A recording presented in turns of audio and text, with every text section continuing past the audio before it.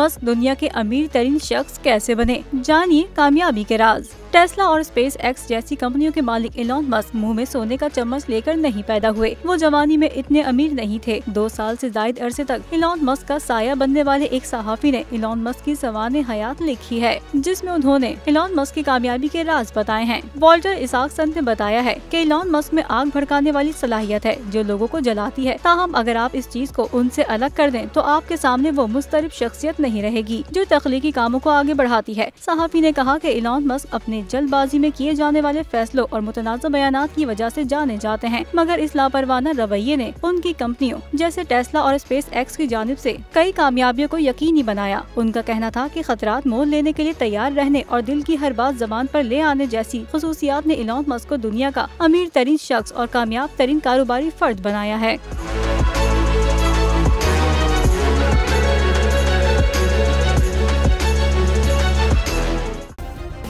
Subscribe करें और bell दबाएं ताकि कोई खबर रह न जाए।